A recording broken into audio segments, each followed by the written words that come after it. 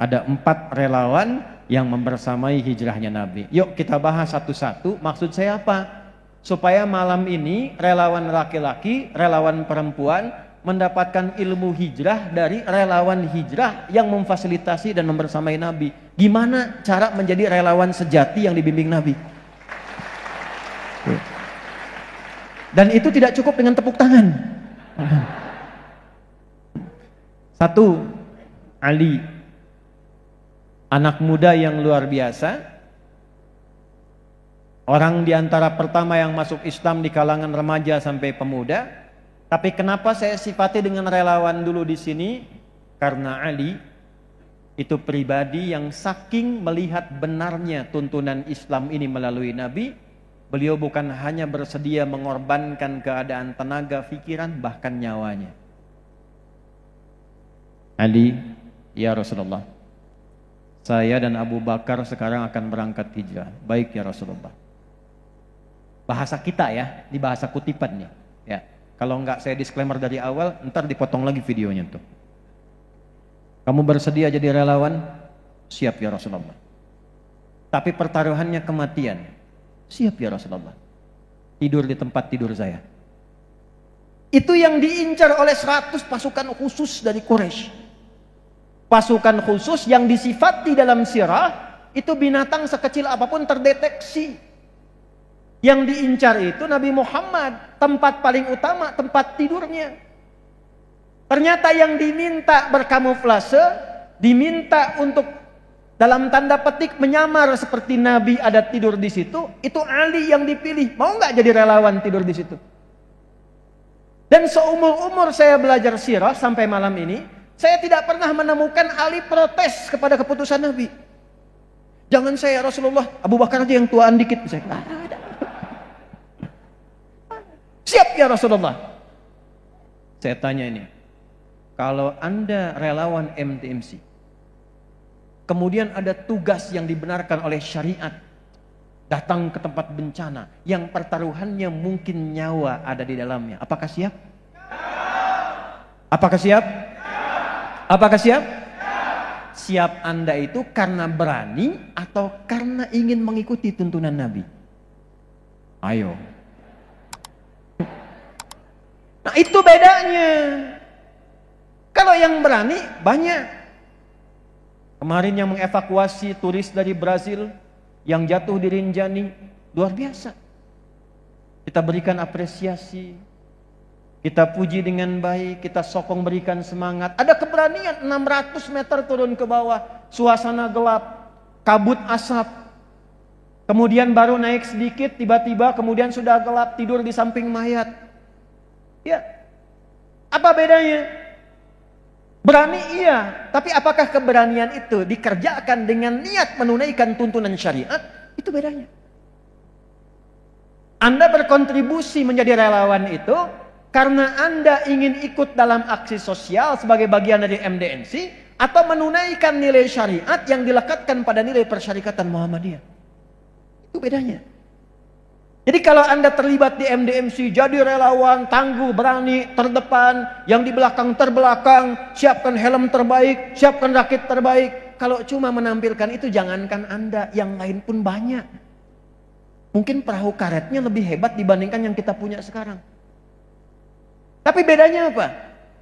Innamal a'malu bin wa innama likulli imri'in faman kanat hijratuhu ilallahi wa rasulihi fa hijratuhu ilallahi wa rasulihi faman kanat hijratuhu lidunya. Jadi nanti ada hijrah, kalau ditarik maknanya, maaf, jadi profesi relawan, tugas, maka Pak Budi hati-hati. Boleh jadi nanti ada bagian tugas di MDMC yang sebagian baru niatnya masih duniawi. Ada kejadian di sini, proyek tuh, proyek.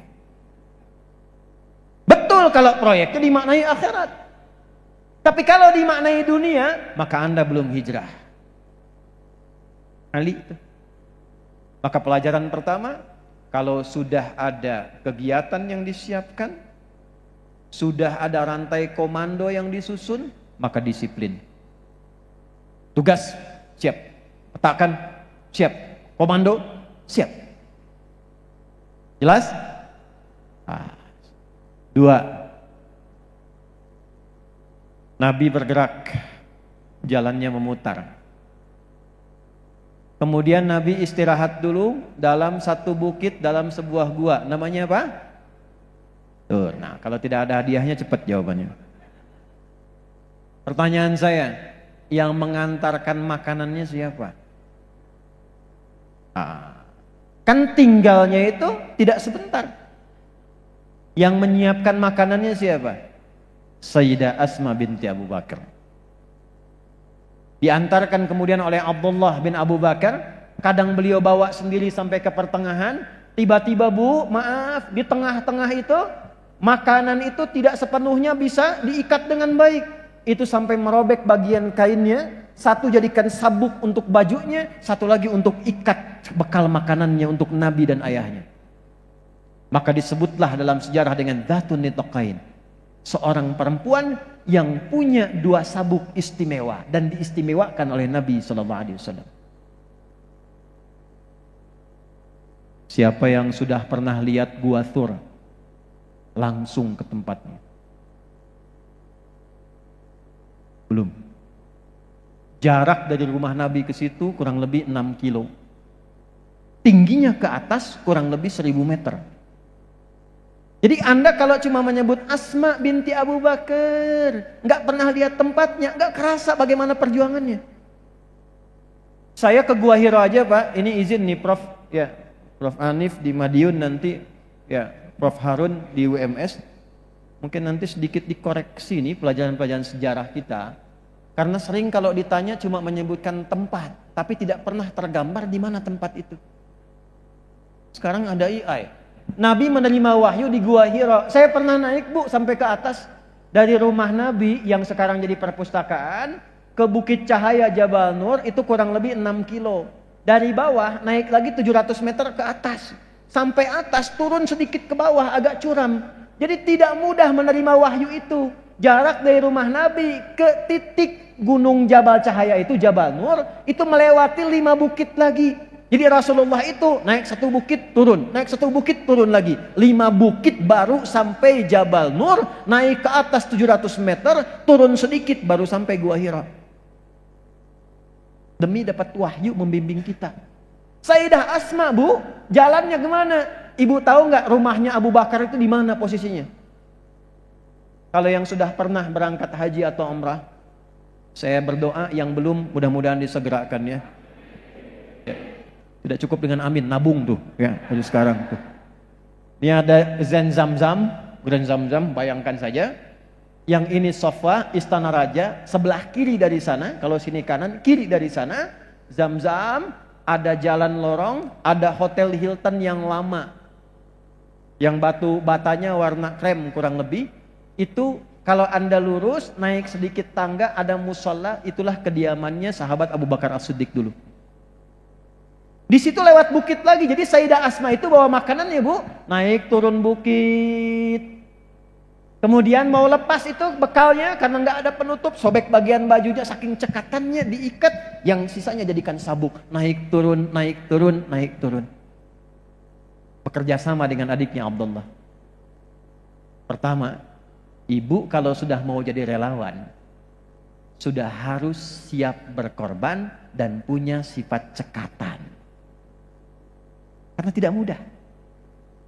Jadi kalau ibu masuk jadi relawan MDMC, ikut Jambore Nasional, bukan sekedar ikut, duduk, bikin yel-yel, teriak-teriak, korek, keluar, tidak.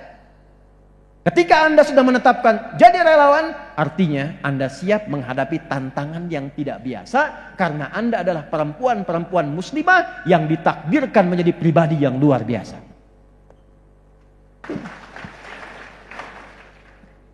Ayo relawan perempuan, sudah berapa bukit dinaiki dan diturun itu? Alhamdulillah. 3. Abdullah bin Abu Bakar. Ketika Asma memberikan itu, makanan dikasihkan, kata Nabi, lalu ayahnya, Abdullah coba tengok suasana di kota, mitigasi. Gimana keadaan masyarakat? Gimana para pengintai? Masih nyari atau tidak? Masih semangat atau tidak? Info dikirimkan. Maka di antara relawan itu tidak cukup ada musibah, datang. Ada kondisi, datang. Petakan kegiatan dengan terukur. Ada daerah-daerah yang punya potensi. Ada Merapi punya potensi, belajar seismiknya. Petakan kira-kira kalau ini terjadi, apa yang harus dikerjakan, apa yang harus dilakukan, bagaimana evakuasinya, bagaimana kebiasaan masyarakatnya, bagaimana pemuda-pemuda sekitarannya, daerah yang lain seperti apa lagi, dari Sabang sampai dengan Merauke. Selain ada sikap cepat dan tanggap di kalangan relawan seperti Sayyidah Asma, ada juga orang-orang yang punya kemampuan mengamati sekitaran sehingga membuat semua kegiatan terkonsep dengan baik. 3. Yang terakhir bagian keempat, Amr bin Fuhairah. Setiap Abdullah jalan pulang, beliau menjadi penghapus jejak supaya nggak ditemukan oleh orang-orang kafir. Hapus jejak, hapus jejak, hapus jejak, menghapus jejakmu. Hilang 1, 2, 3, 4, 5. Nggak ada jejaknya. Apa pesan moralnya? Kalau sudah menjadi relawan, sudah ikhlaskan diri kita, lepaskan semua pamrih dan tidak harus tersebut nama kita.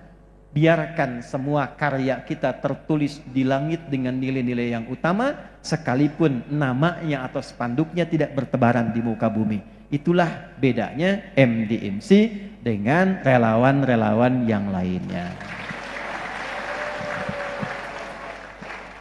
Jadi kalau masih sibuk dengan logo, helm kalau kurang logo marah gitu kan, spanduk nggak tampil jadi kurang pas, cek lagi, balikin. Amr bin Fuhairah, hapus jejak, profesional tapi tetap tangguh dihadapi dalam kehidupan. Maka berangkatlah 27 Safar, perjalanan kurang lebih 14 sampai 15 hari. 8 Rabiul Awal tiba di Kuba.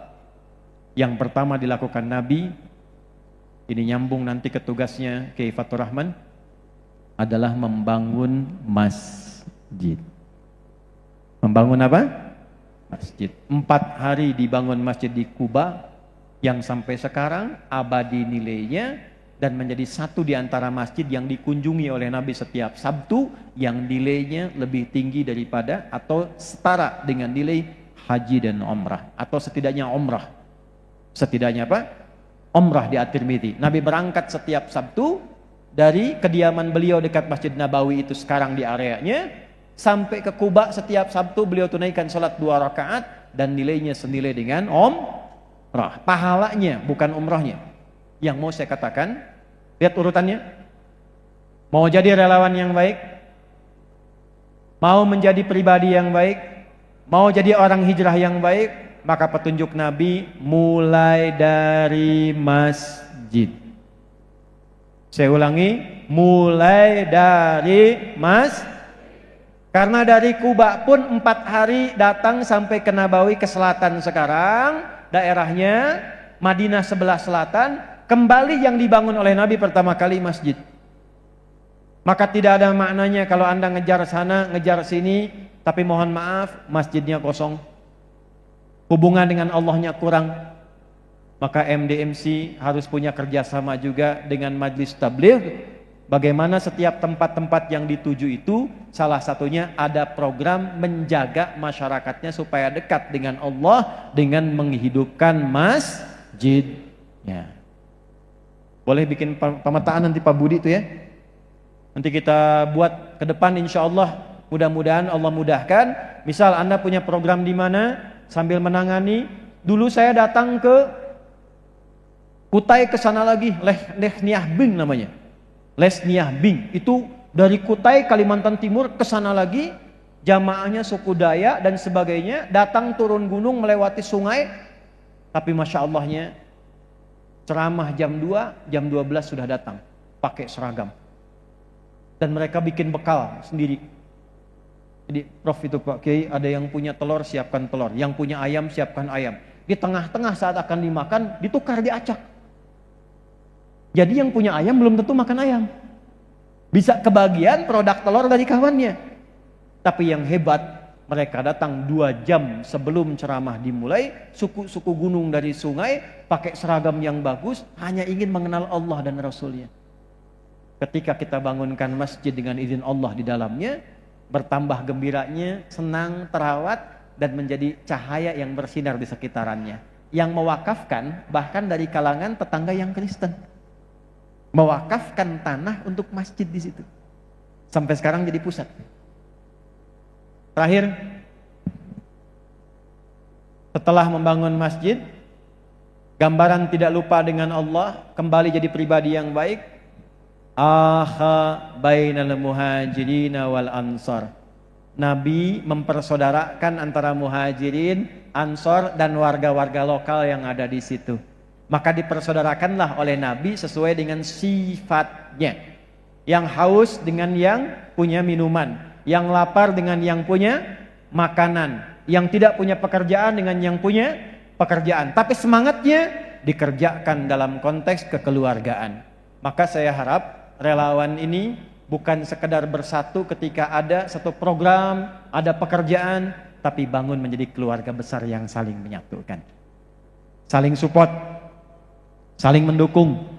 Siap? Terakhir, yang perempuan angkat tangan. Nah, ibu. Nah, yang ibu ya, berdiri ibu. Nabi hijrah dari mana ke mana? Jangan dengarkan bisikan yang tidak jelas. Alladzi yuwaswisu fi sudurin nas. Ya. Dari Mekah ke Yathrib, kemudian jadi Madinah. Pertanyaan saya bukan itu. Pertanyaan sayanya, waktu Nabi datang ke Yathrib sebelum jadi Madinah, itu nabinya datang ke daerah mana? Sebelah mana? Barat atau timur? Ya? Barat? Bukan barat, bukan timur, tapi ke selatan ya Bu ya. Baik, Ibu karena sudah menjawab bagian pertama dapat 1 juta rupiah. Tolong dicatat ya. Datang ke daerah selatan. Perhatikan, ini penutupnya nih. Ternyata daerah selatan itu daerah yang masih gersang. Pasarnya berantakan. Orangnya bermasalah. Lawannya utara. Utara itu komunitas Yahudi. Jadi dulu mereka dengar akan ada hijrah Nabi, sifat-sifat yang disebutkan, hijrahnya ke daerah tempat yang disebut Yathrib itu. Mereka pindah ke situ jauh-jauh hari menunggu Nabi, tapi mencari tempat yang paling subur, utara. Kebunnya banyak, sudah punya benteng-benteng, sudah punya milisi, kuat semua. Tapi apa yang terjadi? Selatan ini, kalau dengan hijrahnya benar, semangatnya benar, dekat dengan Allah, masjidnya terpelihara, dibangun dengan dasar kekeluargaan, ternyata yang selatan tumbuh menjadi suasana kota yang mencerahkan dan berkemajuan, kemudian pasarnya hidup, orang-orangnya hebat, kemudian jadi rukun, dan sampai sekarang mengalahkan bagian utara yang gersang, banyak tempat sampah di dalamnya, benteng-benteng tidak terawat, dan hilang seketika. Dalam bahasa Arab, suasana kota yang mencerahkan dan berkemajuan namanya Al-Madinah Al-Munawwarah. Tugas MTMC sekarang ini dengan Jambore Nasional ini, relawan Muhammadiyah, Aisyah, bagaimana menjadikan setiap tempat yang Anda pijak dengan tugas mulia itu menjadi Al-Madinah Al-Munawwarah. Tempatnya boleh terkena bencana, tantangannya tidak mudah, tapi ketika Anda datang, Anda akan robah itu menjadi tempat mencerahkan, bercahaya, dan berkemajuan. Jadi saya kira itu yang bisa disampaikan di kesempatan malam hari ini. Lebih dari itu, saya ingin menyampaikan beberapa informasi yang penting juga. Jadi mohon izin saya duduk kembali. Yang pertama, karena ini Jawa Tengah, Pak Kiai, izin Pak Tafsir. Kami punya program bagaimana ini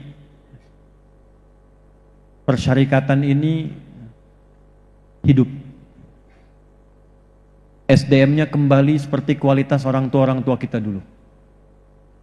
Maka kami coba menjalin kerjasama dengan ulama-ulama di beberapa negara agar ada program siswa-siswa kita yang sekolah ke sana dari daerah-daerah, dari desa-desa, dididik sekolah yang betul, kembali lagi, dan bukan sekolah biasa, belajar kebutuhan daerahnya, apa yang dibutuhkan daerahnya, nanti dibahas di sana, kemudian kembali lagi. Saya minta dengan hormat dan dengan kerendahan hati, bila berkenan, Pak Dokter Kiai Tafsir, mohon dicarikan oleh PWM ini 100 orang, 50 laki-laki, 50 perempuan, yang kita insya Allah akan kirimkan dengan beasiswa penuh, bisa kuliah S1 sampai S3 di Timur Tengah insya Allah. Ya, ini ada peluang ke Tripoli, ada peluang ke Mesir, ada peluang ke Saudi, ya, dan itu kuotanya cukup baik. Untuk Jawa Tengah, PWM tolong dikoordinasikan sampai ke daerah dengan Aisyahnya. Aisyah cari, masa tidak ada se-Jawa Tengah 50 orang, ya, yang siap kembali lagi, gratis, tis, ya, gratis, tidak ada biaya.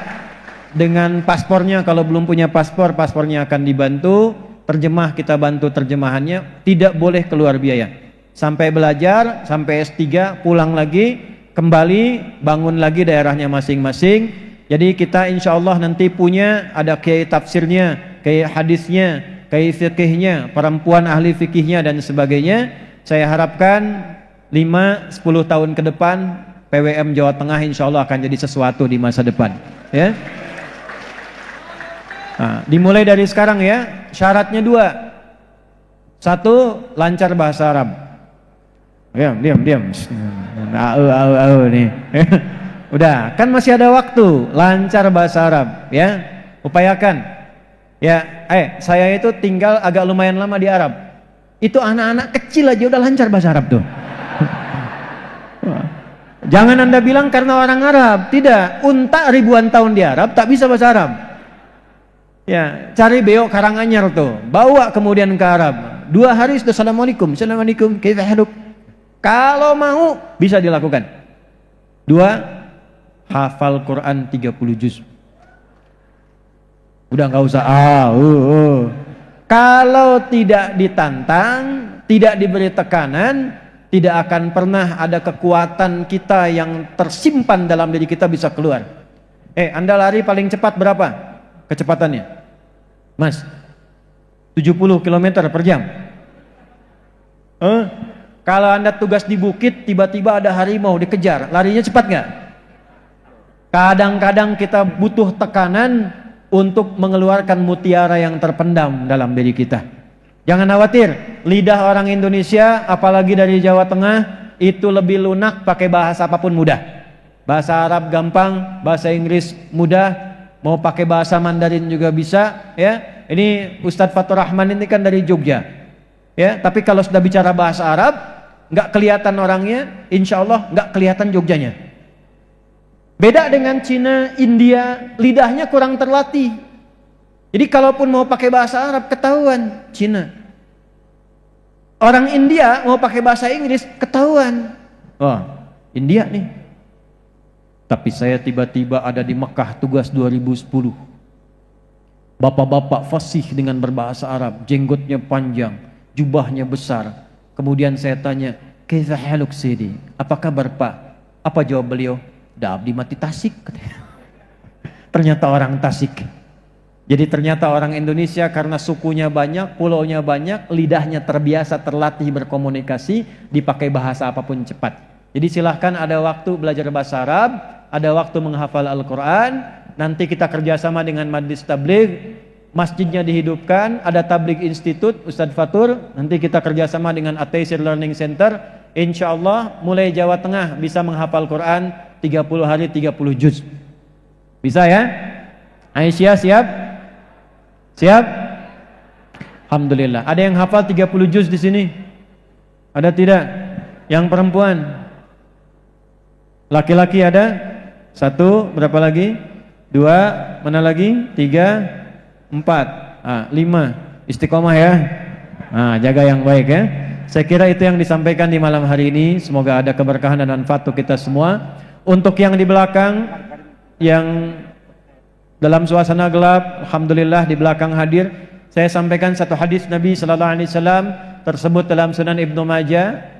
Sanadnya tersambung pada sahabat Abu Darda radhiyallahu taala anhu dari Nabi sallallahu alaihi wasallam. Perhatikan kalimatnya, qala Rasulullah sallallahu alaihi wasallam, man salaka tariqan yaltamisu fihi ilma sahalallahu lahu tariqan ilal jannah. Wa innal malaikata la tadau ajnihataha ridan li talibil ilmi wa inna talibal ilmi yastaghfiru lahu man fis samawati wa man fil ardi hatta al hitan allati fil bihar wa innal ulama'a warathatul anbiya'i wa innal anbiya'a lam yurithu dirhaman wala dinara walakinnahum warathul ilma.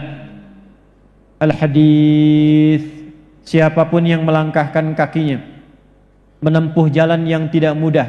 Tariq itu bukan syari jalan lebar yang ringan. Tariq itu jalan yang kadang berliku, tidak mudah. Anda kesini tidak mudah, naik bukit, berkelok, kadang cahaya kurang. Siapapun yang melangkahkan kakinya menempuh jalan yang tidak mudah dengan tujuan untuk belajar tuntunan agamanya, sekalipun hanya sedikit, maka diperintahkan oleh Allah pada malaikat, catat itu dan perintahkan saat hisab di hari kiamat, cepat mudahkan langkah kaki orang-orang itu untuk menuju surga Allah Subhanahu wa taala. Lalu Allah tegaskan, sungguh para malaikat membentangkan sayap mereka pada para penuntut ilmu itu, dari mulai datang sampai pulang, memberikan ridho kepada para penuntut ilmu, memohonkan ampunan dosa untuk mereka, bahkan hewan-hewan sampai yang di lautan terdalam memintakan ampunan kepada Allah untuk orang-orang itu. Jika mereka benar belajarnya, mengambil ilmunya, menjadi ulama yang baik, maka mereka berpotensi menjadi penerus Nabi yang tidak materialistik. Karena Nabi-Nabi itu tidak mewariskan dirham, dinar, rupiah, dolar, apapun bentuk materi, tapi mewariskan pengetahuan yang bermanfaat. Maka siapapun yang mendapati itu, peganglah dengan kuat, genggam dengan gerahamnya, bawa pulang materi ini ke rumah. Yang relawan jadi relawan yang taat, niatkan karena Allah. Yang mengajilah dengan baik. Kun aliman au mualliman au muta'alliman au sami'an au mustami'a. Kalau tidak bisa menjadi ulamanya, jadi pendengarnya, jadi penyampainya, atau minimal kita menyimak dan memviralkan kebaikan itu untuk mendapatkan bagian dari kebaikan yang disebutkan oleh Nabi sallallahu alaihi wasallam. Terakhir, semoga pengajian malam ini mengantarkan kita kepada hari baru, bulan baru, di tahun yang baru, Al-Muharram. Asalnya bukan Muharram, tapi Al-Muharram. Ada haram, ada muhrim, ada Muharram, ada Al-Muharram. Haram hukumnya meninggalkan hal yang tidak dibenarkan oleh syariat. Muhrim orang yang mengenakan pakaian ihram. Muharram itu bendanya yang diharamkan. Mabuk itu muharram, hukumnya haram. Zina itu muharram, hukumnya haram. Waktu meninggalkan segala yang dilarang, waktu meninggalkan segala yang tidak baik, maka tambahkan al di depannya menjadi al-muharram. Awal hijrah itu namanya al-muharram, karena kalau ingin hijrah, waktunya meninggalkan segala yang tidak disukai oleh Allah dan Rasulnya sallallahu alaihi wasallam. Allahumma taqabbal minna innaka antas samiul alim wa tub alaina innaka antat tawwabur rahim. La tada'na fi maqamina hadha wa fi kulli maqamin dhanban illa ghafartah. Ya Allah, jika ada pendosa hadir di tempat ini, jangan biarkan dia meninggalkan pengajian ini kecuali Engkau telah ampuni seluruh dosa-dosanya. Wala hamman illa farajtah, jika ada yang datang dengan kegelisahan, jangan biarkan ia pulang kecuali Engkau telah tenangkan keadaan hatinya. Wala maridan illa syafaitah, jangan biarkan jika ada yang sakit kecuali Engkau telah angkat dan sembuhkan penyakitnya. Wala asiran illa yasartah, jika ada yang mengalami kesulitan, mohon angkat, ringankan dan hilangkan seluruh kesulitannya. Allahumma barik lana wa barik fina wa barik kullu man alaina wa barik kullu man fina waj'al jam'ana hadza jam'an marhuma wa tafarraqana min ba'dihi tafarruqan ma'suma. Ya Allah, turunkan keberkahan, kebaikan pada seluruh kami yang hadir di malam hari ini. Jadikan pertemuan kami pertemuan yang mengeratkan silaturahim dan kebaikan di antara kami. Dan bila pun kami berpisah, jadikan perpisahan kami mengeratkan rasa cinta dan kasih sayang serta kebaikan di antara kami. Allahumma barik jam'iyah Muhammadiyah wa nawwirha ya Allah binurikal mubarak ya rabbal alamin. Ya Allah, berkahi perserikatan Muhammadiyah ini.